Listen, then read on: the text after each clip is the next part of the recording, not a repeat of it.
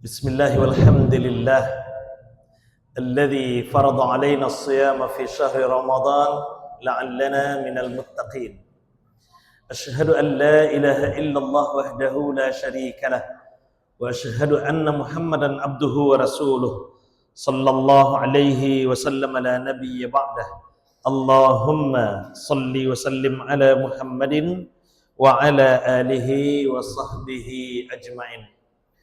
Bapak pengurus beserta jajaran kepengurusan beliau yang sama kita hormati, Bapak Ibu, para tokoh masyarakat, tokoh agama, guru-guru kita, imam kita yang kita muliakan, Bapak-bapak, ibu-ibu yang dirahmati dan dimuliakan oleh Allah Subhanahu wa taala, serta anak-anak kami yang kami banggakan. Syukur alhamdulillah kita ucapkan kehadirat Allah. Salawat dan salam semoga tetap tercurah kepada baginda Rasulullah Muhammad sallallahu alaihi wasallam. Allahumma salli ala Muhammad wa ala ali Muhammad. Bapak Ibu, iko malam yang kabara Bapak Ibu. 10 ah. Oh, tu talambe ange mesin namanya tu mah.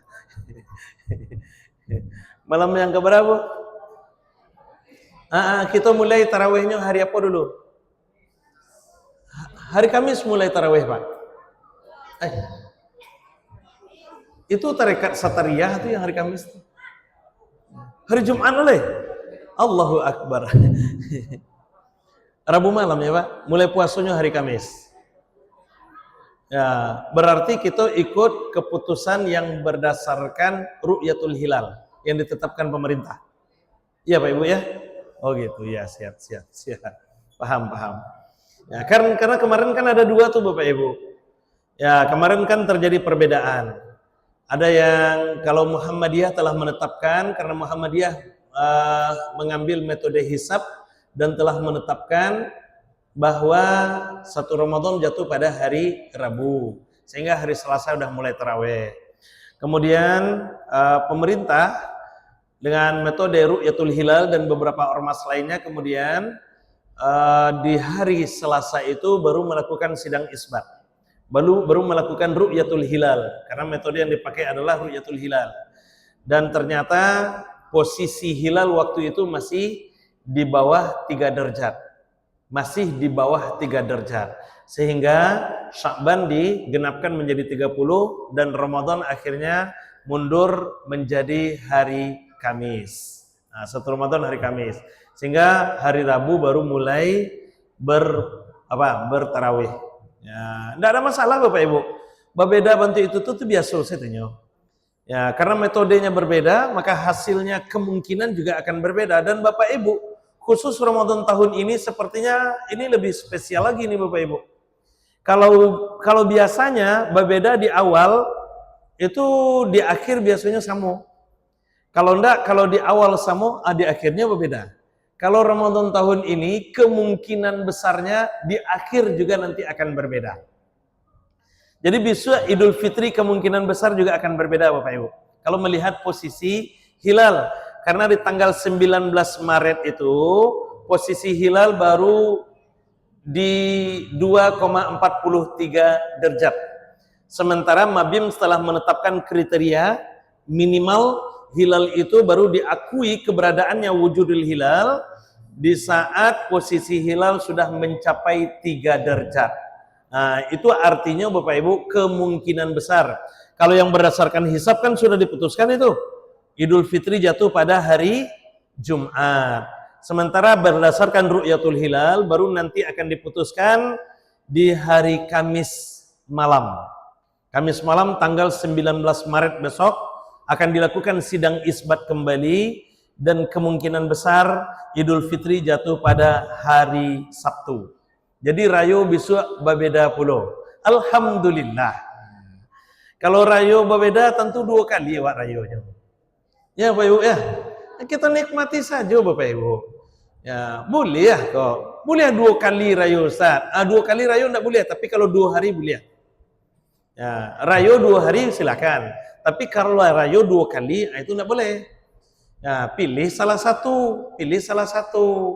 Dan Bapak Ibu, kita pun harus konsisten.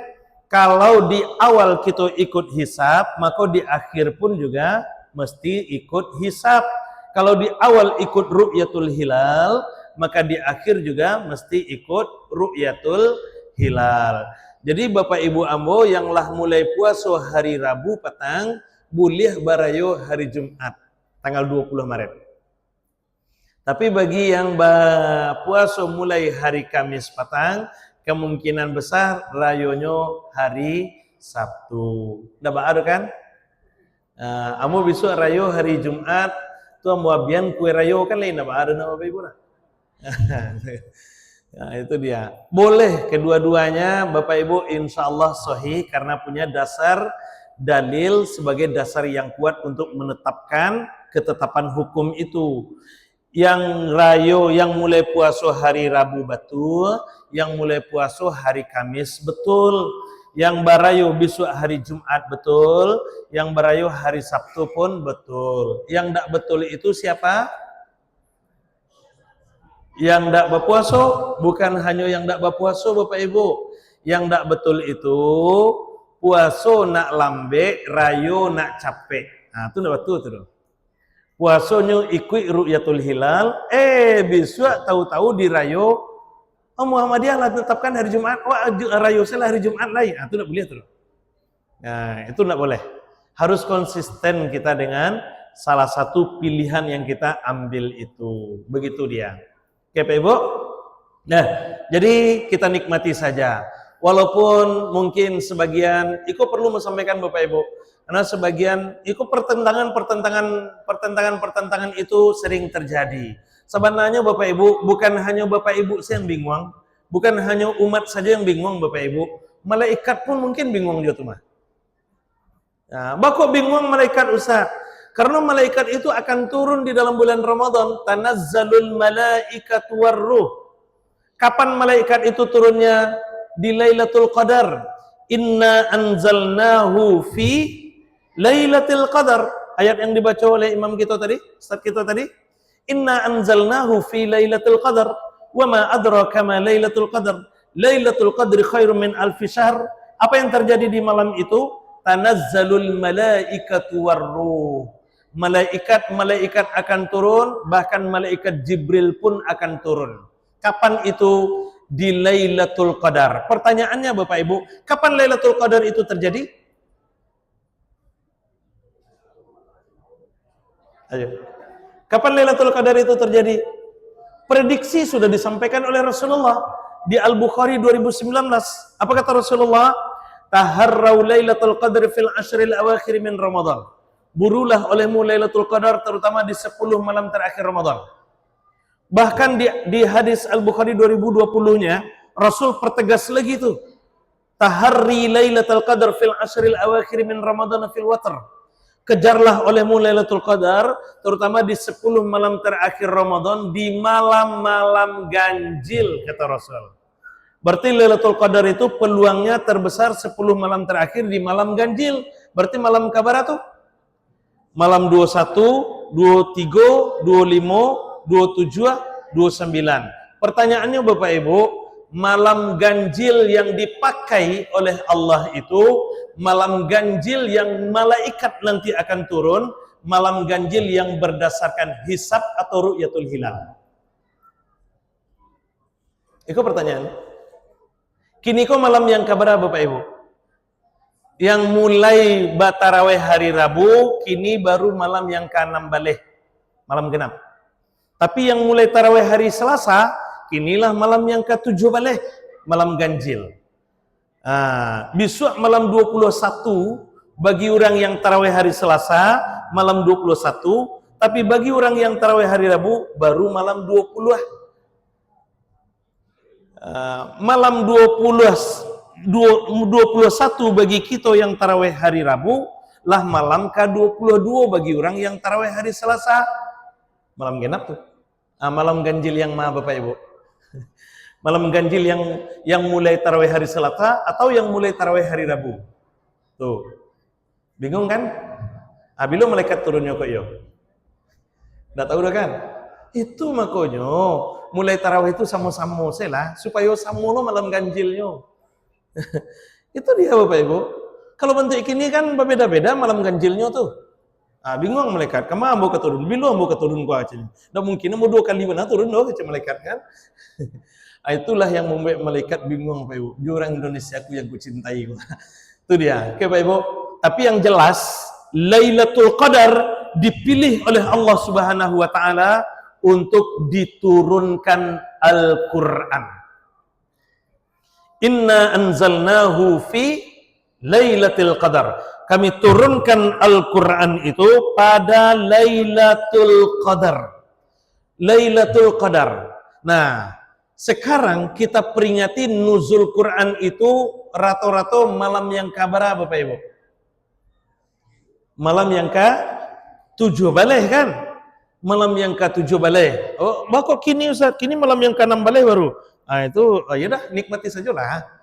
Ya, kita yang apa kan? Enggak apa-apa, biasa aja itu Bapak Ibu. Patang pun mulai lo nuzul Quran, besok masih nuzul Quran lagi. Jadi nuzul Quran acok tuh. Ayolah, peringatannya aja yang sering. Tapi yang jelas Bapak Ibu, nuzul Quran itu disepakati kemudian sebagian besar ulama mengatakan bahwa nuzul Quran itu terjadi kapan? Yaumil taqal jam'an, ketika bertemu 2 pasukan besar. Ketika bertemu 2 pasukan besar. Nah, pasukan besar itu mana yang dimaksud? Pasukan Muslim dengan pasukan kafir Quraisy ketika terjadinya perang Badar. Nah, pertanyaannya, perang Badar itu kapan terjadinya? 17 Ramadan. Perang Badar itu terjadinya 17 Ramadan. Maka malam sebelum 17 Ramadan itu, itulah yang malam nuzul Quran. Allah katakan Lailatul Qadar itu di saat Al-Quran nuzul. Berarti Lailatul Qadar juga berpeluang bukan hanya di 10 malam terakhir saja. Paham Bapak Ibu? Paham tak? Berarti Lailatul Qadar Bapak Ibu tidak mutlak di 10 malam terakhir Ramadan saja. Bagaimana dengan hadis Rasulullah di Al-Bukhari itu? Hadis itu benar. Tapi itu kan prediksi Rasulullah SAW. Makanya Bapak Ibu, Rasul untuk berburu Lailatul Qadar itu bukan hanya di 10 malam terakhir saja. Bahkan i'tikaf yang dilakukan Rasul itu di 10 malam kedua dah mulai itu kan. Di Ramadan terakhir Rasulullah, Ramadan terakhir beliau, di malam yang kasabaleh, beliaulah mulai beriktikaf. Untuk agunannya tuh, berburu Lailatul Qadar. Berburu Lailatul Qadar salah satu tujuannya kan. Nah, itu menunjukkan bahwa Lailatul Qadar tidak mutlak di 10 malam terakhir Ramadan saja. Maka mulai dari kini, mulailah Bapak Ibu kencangkan ikat pinggang kita untuk berburu Lailatul Qadar itu. Oke Bapak Ibu, di Lailatul Qadar itulah kemudian Al-Quran diturunkan. Kenapa namanya Al-Quran? Dia begini, Al-Quran itu dimaknai, dia dari kata Qur'un. Qara'a yaqra'u, Qur'un. Qur'un itu artinya bacaan. Tapi sebagian kemudian mengatakan Qur'un itu artinya himpunan. Himpunan dari apa? Himpunan dari kitab-kitab sebelumnya. Jadi Allah Subhanahu wa taala telah menurunkan kitab sebelum Al-Qur'an. Bahkan juga telah menurunkan suhuf. Ada 100 suhuf dan 3 kitab yang diturunkan oleh Allah sebelum Al-Qur'an turun. 100 suhuf, 3 kitab. Yang 100 suhuf itu 60 suhuf diberikan kepada Nabi Shiz. Tahu Nabi Shiz Pak Ibu? Nabi Shiz itu anak bungsu Nabi Adam. Ini panjang kisahnya nih, Nabi Shiz itu. Anak bungsu Nabi Adam, anak dari Nabi Adam, tapi ibunya bukan Hawa. Dan Adam hanya punya istri 1.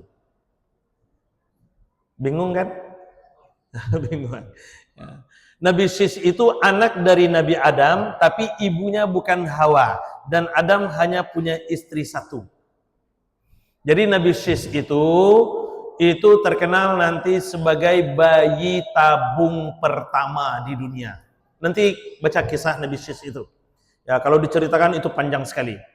Nabi Shiz itu dilahirkan dari tabung, bukan dari rahim ibunda Hawa. Nah, Nabi Shiz itu terlahir nanti untuk menguji kebenaran wahyu, pendapat siapa yang paling benar? Pendapat Adam atau pendapat Hawa? Ketika Nabi Adam dan Ibunda Hawa itu berselisih pendapat tentang cara menikahkan anak. Kata Adam, nikahkan secara silang. Kata Hawa, nikahkan dengan kembar lahirnya. Kan Ibunda Hawa itu melahirkan kembar selalu tuh Bapak Ibu. 20 kali beranak, 20 kali kembarnya. Jadi Ibunda Hawa itu anaknya sampai 10 orang. Dah kata lo gede Ibu doh. Ya, sampai 10 orang, 20 kali beranak, 20 kali kembar, dan kembarnya kembar merpati selalu. Laki-laki perusi, laki-laki perusi, laki-laki perusi, sampai 20 kali. Jadi sampai 10 anak, 20 laki-laki, 20 perusi. Tapi yang laki-laki surang akhirnya tewas, menjadi korban pembunuhan pertama kan? Dalam sejarah manusia itu sering diungkap tuh kan? Ya, si Habil korban pembunuhan pertama. Gara-gara siapa itu? Gara-gara ya berselisih pendapat tentang pernikahan apakah dengan kembaran atau nikah silang. Tapi karena memperebutkan perempuan, Qabil tak terima kan keputusan itu, Qabil tak terima. Akhirnya Qabil kalau keputusan wahyu, Qabil harus nikah dengan Labudda. Tapi ya Qabil maunya nikahnya dengan Iklimah, karena Iklimah itu ditakdirkan lebih cantik dari Labudda. Bukan berarti Labudda tidak cantik. Labudda itu cantik. Tapi Iklimah ditakdirkan lebih cantik dari Labudda. Dan Qabil tidak mau menikah dengan Labudda. Dia keras ingin nikah dengan Iklimah. Akhirnya bertengkar. Ujung-ujungnya Bapak Ibu terjadi pembunuhan. Terjadi pembunuhan dan Qabil menjadi korban pertama. Gara-gara siapa? Gara-gara perempuan. Jadi kiranya perempuan itu jadi biang masalah. Ya. Pedusi itu jadi biang masalah kiranya. Nabi Adam turun ke dunia dari surga itu juga gara-gara perempuan. Qabil terbunuh, Habil terbunuh itu juga gara-gara perempuan. Aduh. Ya, jadi perempuan itu ternyata biang masalah, nah, Bu. Iya, Bu. Perempuan itu bukan perempuan ini, perempuan itu. Ya. Nah. Ya, ibunda kita perempuan semuanya, Pak Ibu. Oke Bapak Ibu, itulah kisahnya. Dan lahir Syis, kemudian Syis itu diberikan kemudian oleh Allah 60 lembar suhuf. Nah, yang 40-nya kepada siapa diberikan? Yang 30 diberikan kepada Ibrahim, yang 10-nya diberikan kepada Musa alaihissalam. Tapi Musa lah menerima kitab juga Ustaz. Iya, inilah istimewanya Nabi Musa. Dia menerima suhuf, ia menerima kitab juga. Nah, jadi Nabi Musa dan Nabi Ibrahim itu kemudian menerima suhuf. Makanya tersebutlah di dalam Al-Quran suhufu Ibrahim wa Musa. Begitu dia. Oke Pak Ibu. Jadi Nabi Musa itu menerima suhuf juga. Bukan hanya kitab Taurat. Suhuf diterima yang 10 lembar yang berisi 10 commandment. 10 aturan-aturan Allah Subhanahu wa taala. Nah, begitu dia. Kemudian kitab Taurat. Jadi 100 suhuf itu 60 untuk Syis, 30 untuk Ibrahim, 10 untuk Musa alaihissalam. Nah, 3 kitab, 1 diberikan, kitab Taurat diberikan kepada Nabi Musa, Zabur diturunkan kepada Nabi Daud, dan Injil diberikan kepada Nabi Isa alaihissalam. Semua suhuf dan kitab-kitab itu Bapak Ibu, isi kandungannya include kemudian ke dalam Al-Quran. Nah, makanya Al-Quran itu disebut kitab himpunan. Himpunan apa? Himpunan kitab-kitab, ajaran-ajaran dari kitab dan suhuf sebelumnya. Makanya Al-Quran itu menjadi kitab yang paling sempurna. Nah, gitu dia. Jadi Al-Quran itu menjadi kitab yang paling sempurna. Bahkan siapapun nanti yang bersentuhan dengan Al-Quran, dia juga akan menjadi makhluk Allah yang sempurna dan mulia. Malaikat Jibril, ketika Al-Quran diturunkan melalui malaikat Jibril menjadi malaikat yang paling mulia, Sayyidul Malaikah. Diturunkan Al-Quran itu kepada Nabi Muhammad SAW, maka naiklah derajat Nabi Muhammad SAW menjadi Sayyidul Anbiya wal Mursalin, bahkan menjadi sayyidu bani Adam atau sayyidul bashar, pemimpinnya seluruh umat manusia, mulai dari Nabi Adam sampai akhir zaman. Siapa pemimpinnya? Si penerima Al-Quran, Nabi Muhammad SAW. Malam yang diturunkan di dalamnya Al-Quran, malam itu langsung menjadi malam mulia, disebut kemudian dengan Lailatul Qadar. Bulan yang di dalamnya diturunkan Al-Quran, bulan itu pun juga menjadi bulan yang mulia, yang kemudian disebut dengan Sayyidus Syuhur. Maka siapapun yang ingin mendapatkan kemuliaan, kesempurnaan pribadi, tak bisa lepas dari Al-Quran. Makanya ayat dimulailah oleh imam kita tadi, salat Isya kita, dengan surah Al-Baqarah ayat 185. Syahrul Ramadan alladzi unzila fihi al-Qur'an hudan lin-nasi wa bayyinatin minal huda wal furqan. Dan inilah dia bulan Al-Quran itu. Maka Ramadan disebut juga dengan Syahrul Quran, karena Ramadan diturunkan di dalamnya Al-Quran. Bapak Ibu, untuk apa Ramadan, untuk apa Al-Quran itu diturunkan? Sebagai petunjuk bagi umat manusia. Nah Bapak Ibu, kapan Al-Quran itu bisa menjadi petunjuk? Ini poin yang paling penting. Kapan Al-Quran itu menjadi petunjuk? Kalau Al-Quran itu kita perlakukan sebagaimana layaknya Al-Quran.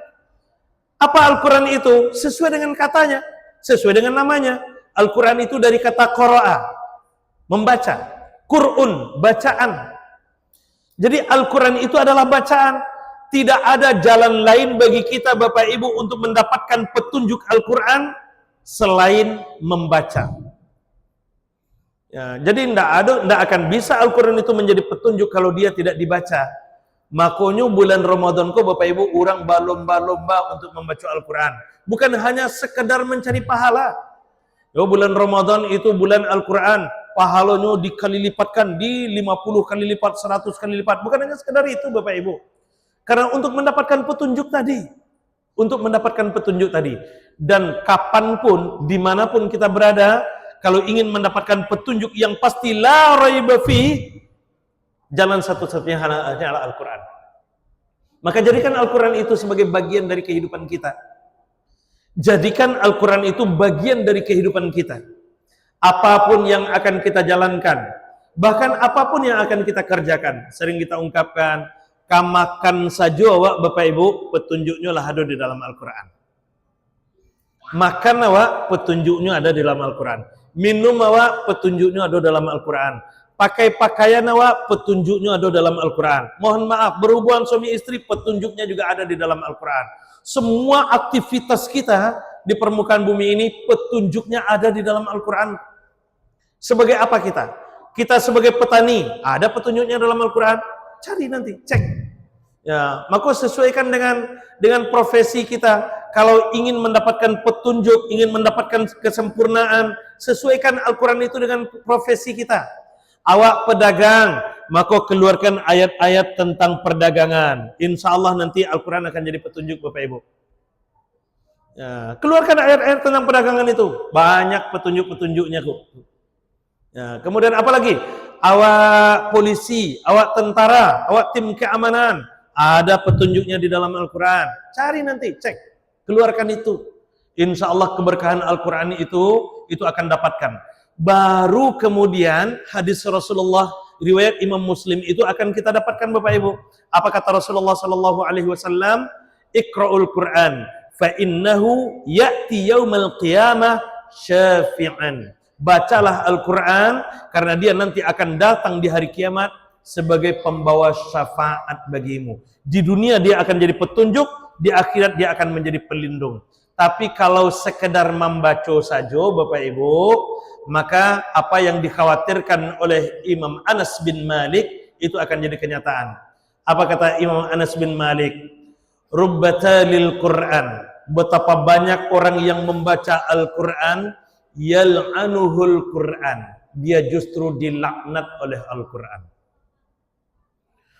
Betapa banyak orang yang membaca Al-Quran, tapi dia justru dilaknat oleh Al-Quran itu sendiri. Tidak jadi syafaat loh Bapak Ibu. Bahkan tidak jadi syafaat karena hanya sekedar membaca saja. Tapi dengan hadis itu jangan beko. Kalau bentuk itu bisa mudah usahanya mengaji-ngaji le Ustaz ajan. Ya, bukan itu maknanya Bapak Ibu. Bukan itu maknanya ya.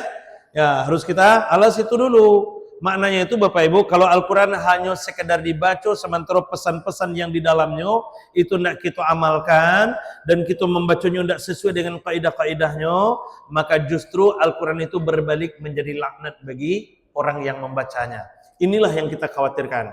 Itu bukan hadis, itu pendapatnya Imam Anas bin Malik yang dikutip oleh Imam Al-Ghazali, yang beliau sampaikan, yang beliau utarakan di dalam kitab Ihya Ulumuddinnya. Oke Bapak Ibu, jadi pilihannya mau tidak mau Bapak Ibu kita harus berinteraksi dengan Al-Quran. Mau kita jadikan Al-Quran ini sebagai petunjuk dan pembawa syafaat, atau sebaliknya Al-Quran ini justru akan menjadi pembawa malapetaka bagi kita. Itu tentu bergantung pada kita semua. Ya, maka Bapak Ibu, melalui momentum malam nuzulul Quran, melalui momentum malam nuzulul Quran ini, marilah kita jadikan Al-Quran itu sebagai petunjuk bagi kita dalam berkehidupan. Apapun profesi kita, apapun kondisi kita, dimanapun kita berada, jadikan Al-Quran itu bagian dari kehidupan kita. Jadikan Al-Quran itu sesuatu yang akan mengontrol diri kita. Insya Allah Bapak Ibu, sesuai dengan apa yang Allah Subhanahu wa taala janjikan, siapapun yang bersentuhan dengan Al-Quran, maka dia akan menjadi manusia-manusia yang mulia, sebagaimana yang terjadi pada malaikat Jibril, sebagaimana yang terjadi pada Nabi Muhammad SAW, sebagaimana yang terjadi pada bulan Ramadan, sebagaimana yang terjadi pada malam Lailatul Qadar. Maka insya Allah mari kita jemput syafaat Al-Quran itu, kita juluk petunjuk atau hudan di dalam Al-Quran itu dengan cara apa? Menjaga interaksi dengan Al-Quran selalu. Pak Ibu, terakhir, Ramadan lah berjalan 6 baleh malam bagi kita. 6 baleh malam, 6 baleh Ramadan, lah 5 baleh puasa yang kita lewati, 6 baleh malam yang kita lalui, bara banyak Al-Quran yang sudah kita baca. Iko pertanyaannya kini. Lah bara banyak Al-Quran yang lah selesai kita baca Bapak Ibu. Allah 6 baleh juz 10. Minimal lah. Ya, kalau alun buru, kejar. Minimal 1 juz 1 hari, kan mudah itu caranya itu. Dibagi. Ya, habis sholat subuh, baca dulu Al-Quran, agak 5 lembar atau 3 lembar. Habis sholat zuhur, baca lagi Al-Quran, agak 3 lembar. Habis sholat asar, sempat lagi baca Al-Quran, agak 2 lembar. Habis sholat maghrib, silakan makanlah berbuka dulu. Habis sholat isya atau beko habis tarawih, sempatkan lagi baca Al-Quran, agak 3 lembar, 5 lembar. Menjelang kita tidur, insya Allah nanti Al-Quran itu akan menjadi pelindung kita. Di dunia dia akan menjadi hudan, menjadi penyejuk jiwa, menjadi obat bagi hati kita, dan di akhirat kelak insya Allah Al-Quran akan menjadi syafaat. Perlakukan Al-Quran itu sesuai dengan haknya, insya Allah Al-Quran juga akan memberikan hak kita sesuai dengan yang dijanjikan Allah Subhanahu wa taala dan Rasulnya. Mohon maaf, terima kasih. Wallahu a'lam bishawab. Subhanakallahumma bihamdik, asyhadu an la ilaha illa anta astaghfiruka wa atubu ilaik. Assalamualaikum warahmatullahi wabarakatuh.